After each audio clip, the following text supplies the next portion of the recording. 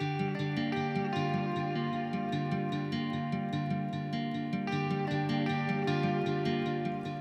Adam Rice. I am a junior in petroleum engineering. I'm 35 with an 11-year-old. I'm a non-traditional student. So recovering addict. I'm the president of a sober living house. It's called Scales. It's in Trenton, Missouri. And, it's a small town, but essentially it's just, for people that are on probation or getting out of prison, or are homeless, or they just want to find recovery. They can come there. So what does that look like when you describe success? What does that look like? To me, success is, staying clean and like growing personally. So like when they first come in, there a lot of times people do like this projection of blame onto other people. It's not my fault. Yeah. They get angry about things, try to put it off on someone else. But there's this shift, after they start going to meetings. They've been there for a while. They, have clean UAs.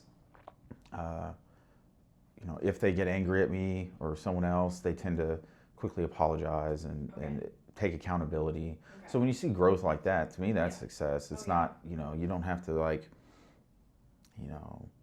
have a good paying job and all these things. It's just, are you personally growing and becoming better? And obviously not using is part of that. Right. So that's that one. The other one is called Linn County Recovery Outreach. We're just trying to, like in that nonprofit, is trying to get the community to realize that like we can fix this together. Okay. I think a lot of people, like with addiction, it's like, oh, that's your problem on your own, and you're like, no, like it affects the community, it affects your families, it affects your kids. Speaking to the high schools and is to try to get them when you're young. You know what I mean? When they start making these mistakes. How would you describe the ideal situation for someone walking through recovery? I don't know. Like I think there's people that, like I've heard people, comment like, that person that can recognize on their own they have a problem, go to their first AA or NA meeting, and just be clean from that point would be like instant change. Yeah, well, like they learn from their first failure, or from their, and they didn't need any like push to get there. But I mean, each story is different, and I think like what makes the recovery community so special is that because like my story, it may not impact everyone else in the room, but there's this new guy that like his story mirrors mine, like it's really similar, so he's gonna latch on to my story. And that's why when you have all these variations, it makes it so it helps others on a wider scale. So in your experience, you find it really helpful to be surrounded with those who either have struggled or are struggling with addiction. Oh yeah. In your own journey to continue. Yeah, most definitely. Because like when I was, up until this last point, till I was in my 30s, like I never tried seriously going to meetings and stuff like that. I've been to them. I never changed my people, places, things. But when I did that, it changed my mindset because I don't think people realize how much we're influenced by those around us. So if you're around people that are like, even when they have rough days, they know that recovery is better than getting high. So they're like pushing you to do it because then you have accountability. Like, well, I can't fail. Like before, I'd try to be silent and not let people know that I had this problem. Like the only people that knew were like my wife and like my parents. But like I can easily, I learned I can manipulate them. I could lie to them. But when you get around people that have already been there, like they say, you can't bullshit a bullshitter. So it's kind of hard to bullshit people that have done it and that have said the same lies you said. So are there triggers or a better word would be, I guess, behaviors or patterns that you notice and watch for? So I guess the big ones like justification. Like what I like to say is like you can't let others dictate your actions. Right. So like if you're yelling at me and cussing at me, that doesn't mean I have to do it back to you. It doesn't. Maybe you deserve it, but how I act is my business. So Like that's a big one, justification. You see that quite a Yeah. lot.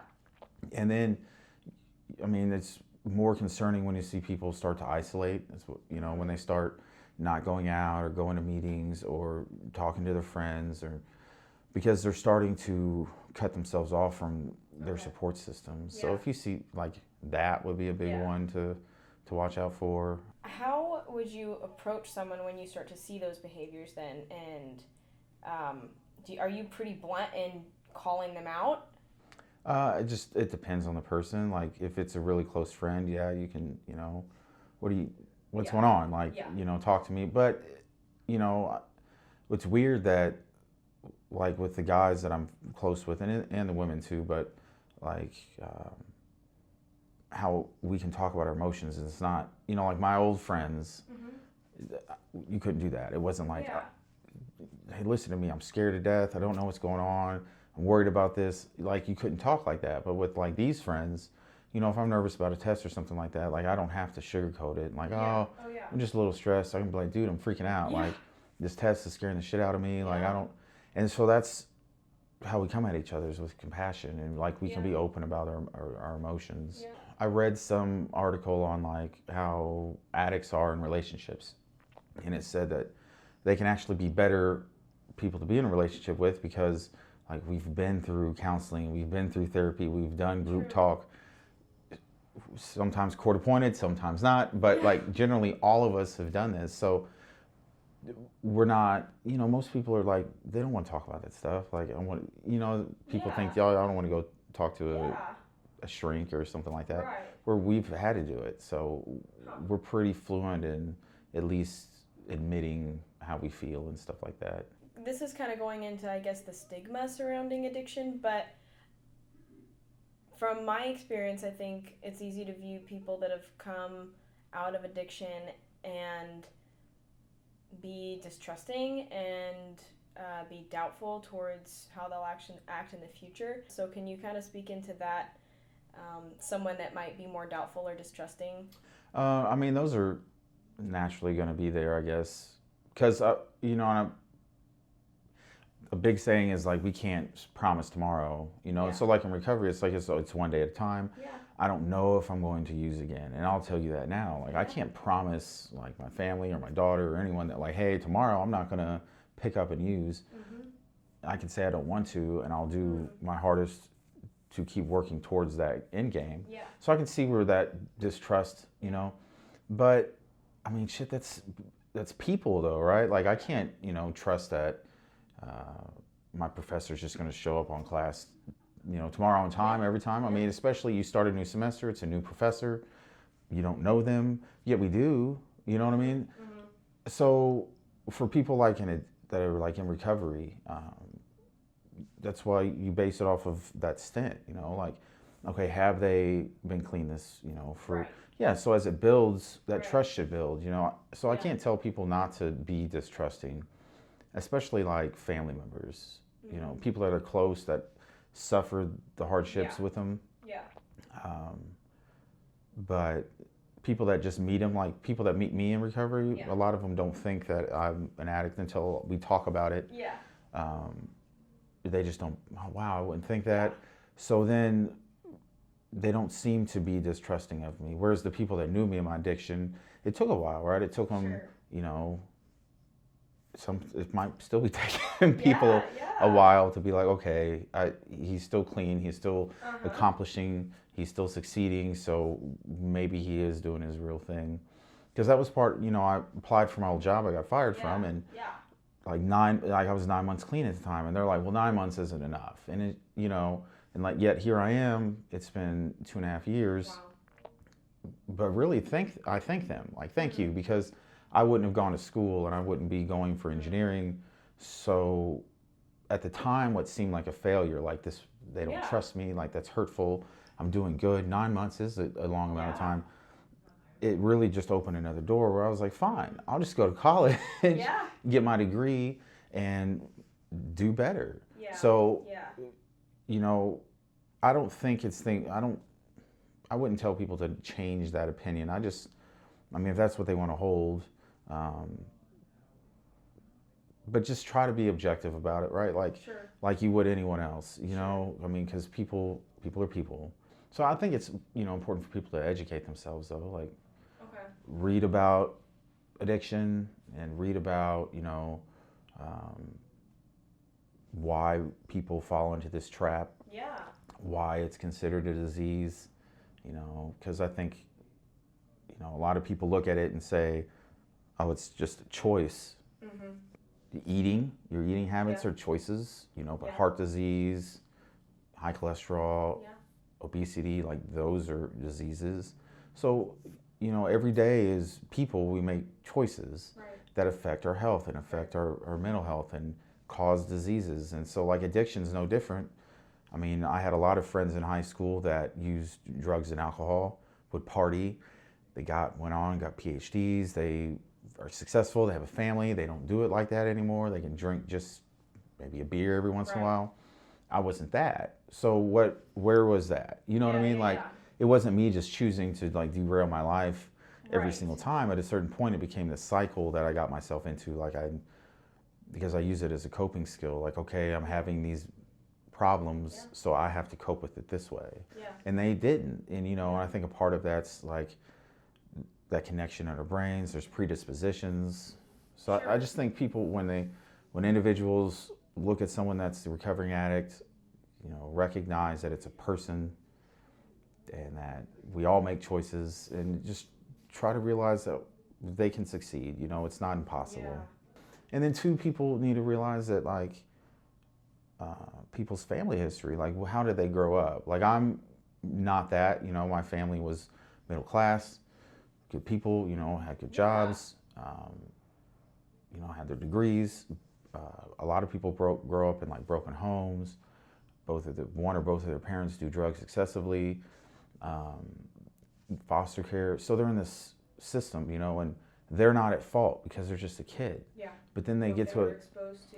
Right. But then as adults, we just expect them to know how to fix it. Like, that's not, it's not logical. Like, you know, if that were the case, I should be able to go get my job now as a petroleum engineer. Like, I shouldn't have to go to school. I should just know it.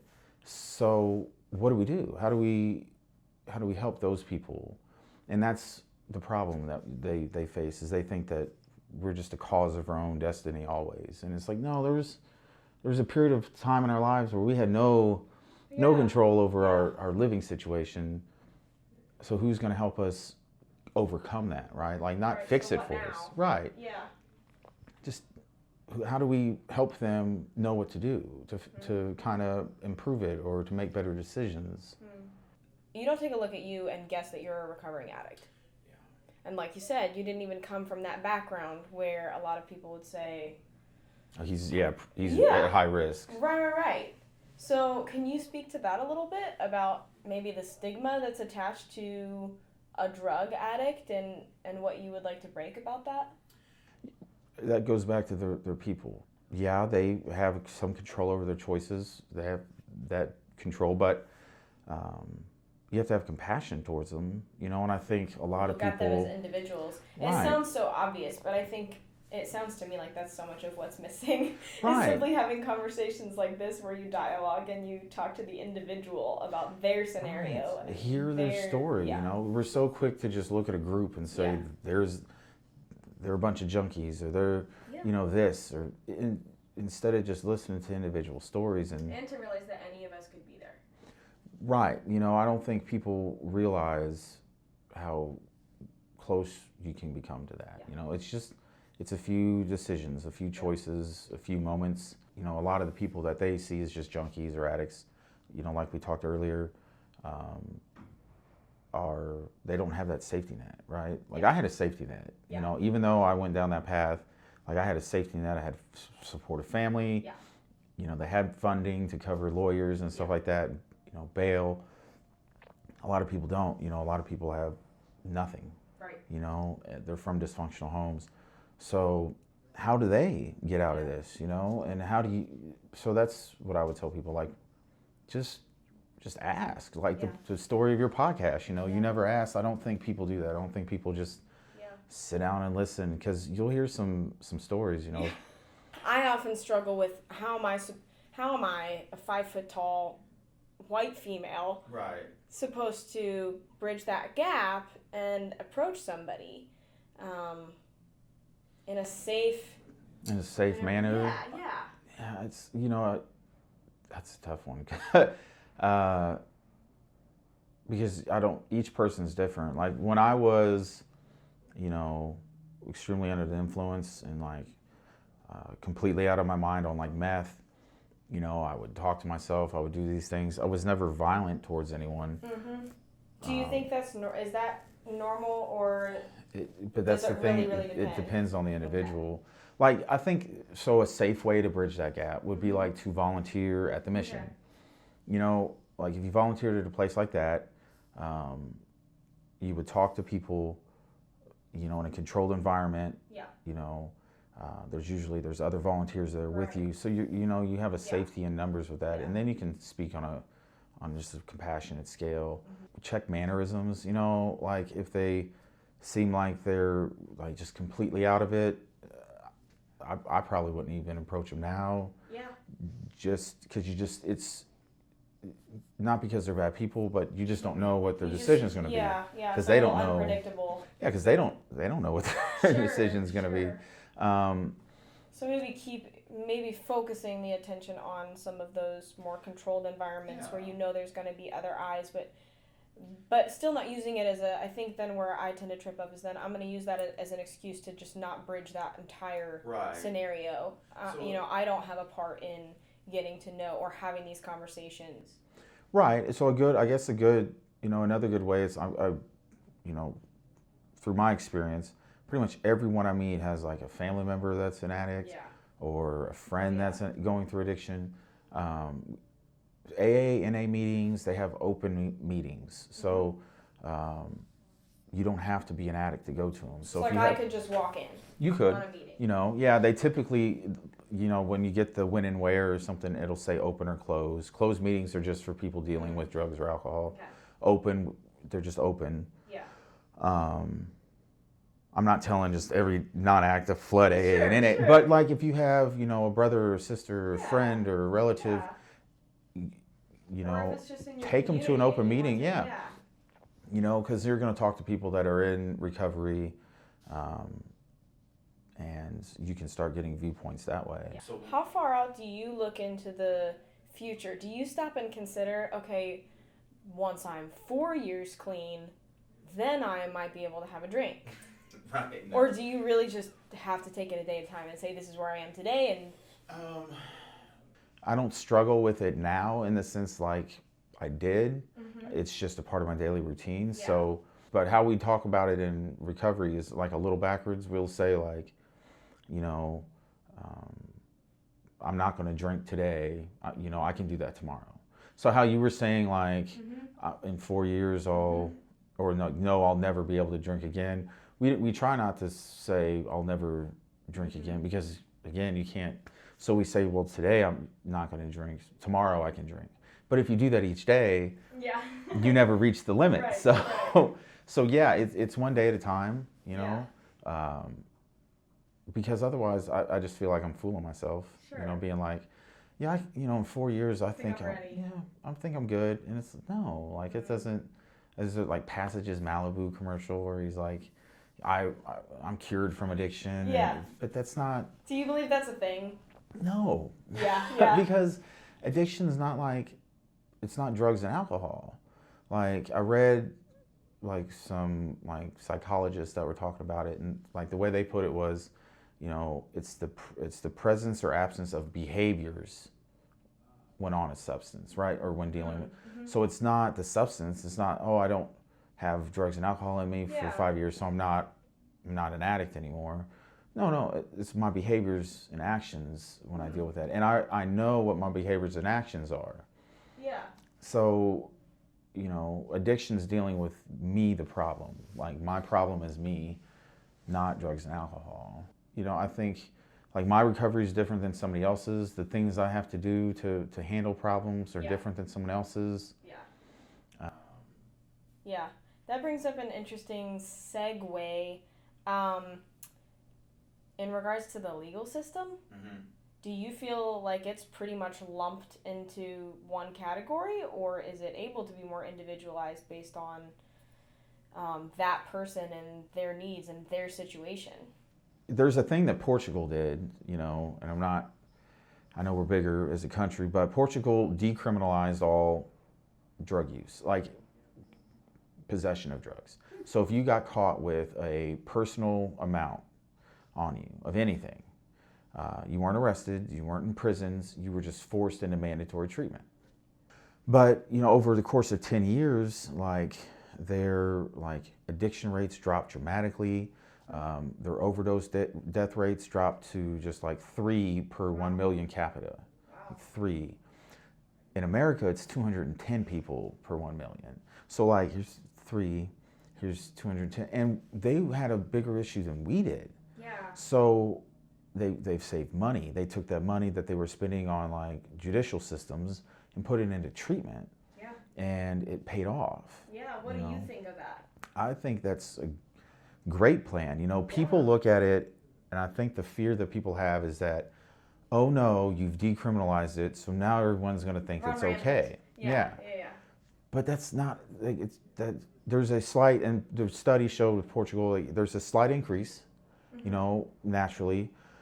But a lot of my friends have said in the past, the secret ingredient is crime. So if it's illegal and it's that's exciting, on top of you becoming dependent on it. So once that's taken away, it's decriminalized, and now you're just forcing them into a treatment facility. Yeah, that's really interesting. Because in America, in our society now, it's you have a job, it's a zero tolerance workplace, for drugs and alcohol. So then if you're an addict, like I was, you're scared to death to come and say, I need help. I need help, So true. So then you wait until you get caught, and you try to, fake UAs and stuff like that, which I did, and and then they fire you. And they say, then it said, oh, well, if you would have came to us, we would have helped you. But who knows that? Because it says you sign this paper, zero tolerance, and da-da-da.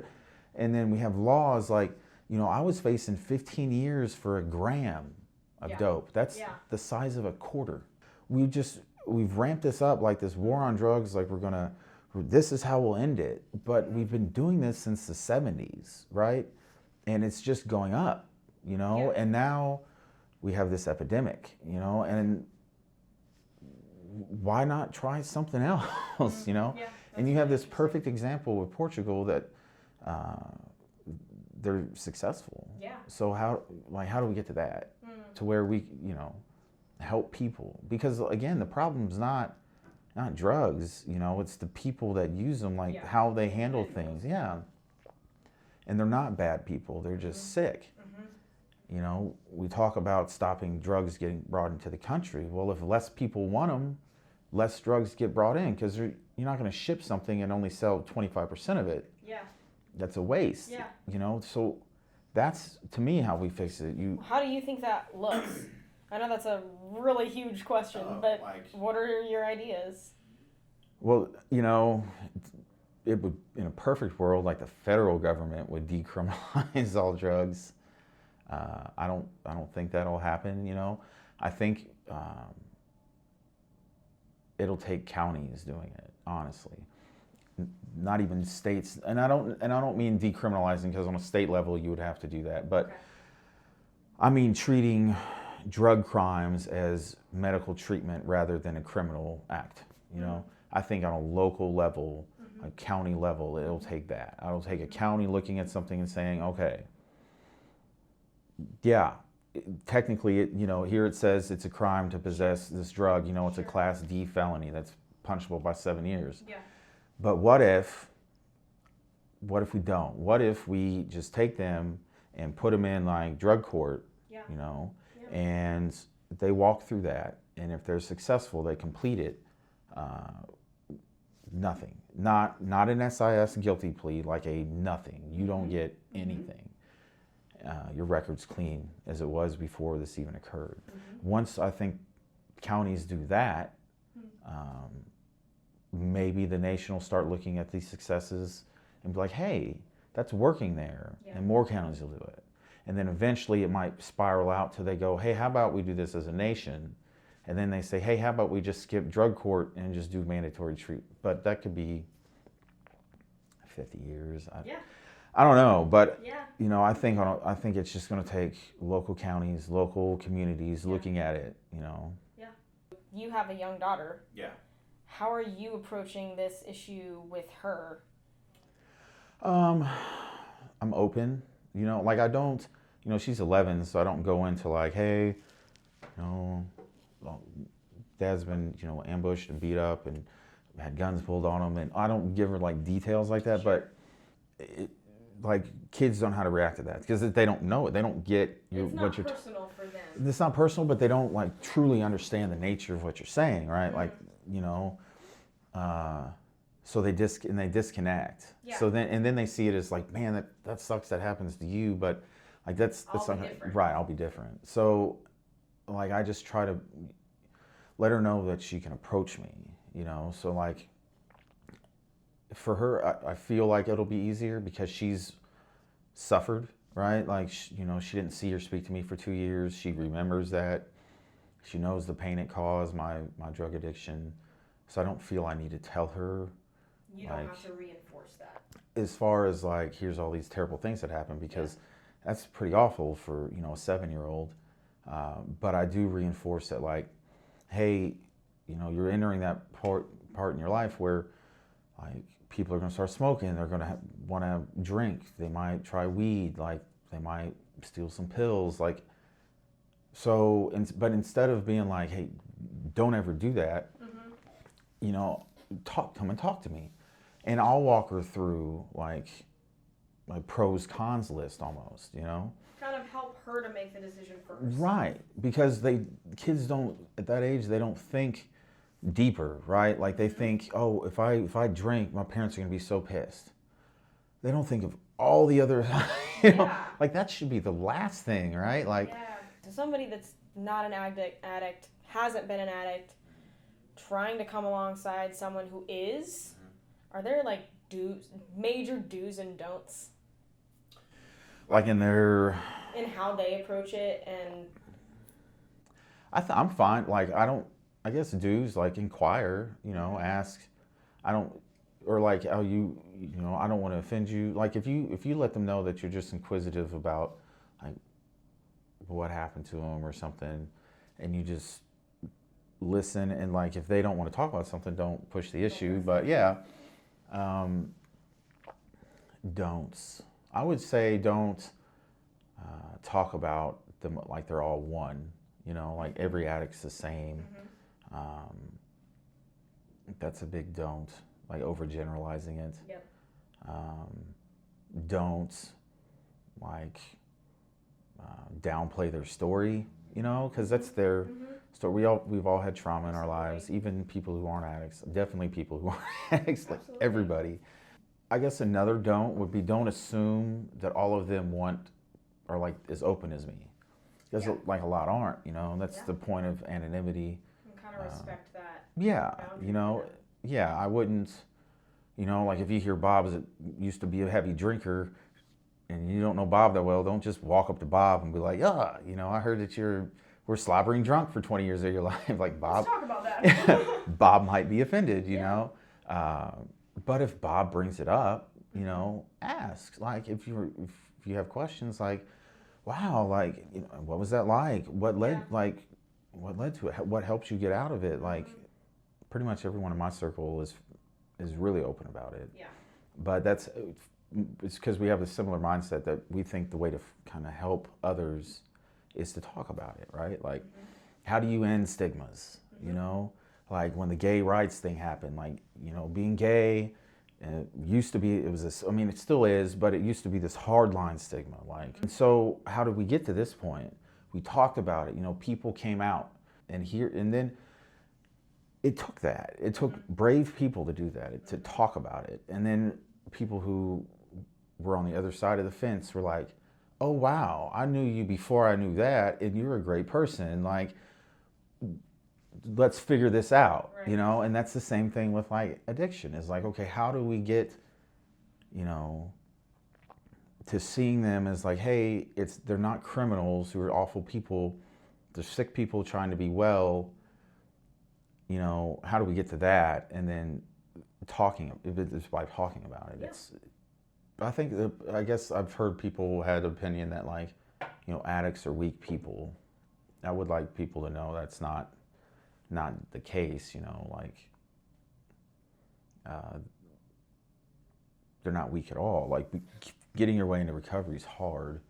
You know, you have to fight physical dependencies and mental dependencies and emotional issues, and you know, a lot of us go through like tough crime areas and through prison and through jail, and like the hardest part is like changing who you are. So I think people need to know that is that people, like, we're not weak, you know what I mean? And they need to understand the struggle behind it. You know, just a little bit. Like, you don't have to personally know the struggle because you went through it, but just understand there is one. Like, you know, think of how hard it is for people to like change their eating habits, right? You know, or lose weight. You know, I mean, there's diet fads all over the place because of it. Like, how hard do you think it is to change who you are? Like, it's hard, you know, and it's hard, and you have to do it without substances. And so, just realize that, you know, when you see them. And then another thing, just to go back to what we talked about in the beginning, is like when you see, you know, a homeless person or someone with mental health issues, and like you can tell they're self-medicating, or they're, you know, like they didn't get there, you know, just on choices. Like life happens and they didn't know how to deal with it. You know, whether that's, you know, their wife died or their children died or they lost their job during, you know, the economic bust, or, you know, they were raped and molested, or someone tried to kill them, and then like they didn't know how to deal with these situations, you know? So they chose drugs, like they started using drugs and alcohol to cope with those issues. So like realize that, because I think too often people look and they see that homeless person and they think, why should I feel sympathy? He put himself there. And that's not true. Like, we don't know his story. Like, we don't know how he got there. So I think that's a big one. And then we're successful, you know, like we can make it. You know what I mean? If you put like some effort into us and a little faith, you know, I mean, you don't have to trust them with your wallet. I'm not asking that, but like just know that like, hey, a lot of them are smart. A lot of them have skills. A lot of them could be like productive members of society if we just stopped and like said, hey, how do we help? I think America's become this like independent. It's individualist, right? You make it on your own or you fail on your own, you know. And it's like, here's these problems that affect everyone. You know, it doesn't matter if I know Roger or not. I should care about his well-being. And I think that individualism sometimes it blinds us to like, hey, there's people right here in your town and, you know, in your neighborhood that are struggling. Don't you care? Like, but you know, the compassion you show towards them, you know, how you vote in elections helps, like on local levels. You know, getting involved and trying to figure out like, you know, funding and stuff like that, fundraisers for rehab facilities. Like, I don't, you know. Find out what's going on near you Yeah. and jump in.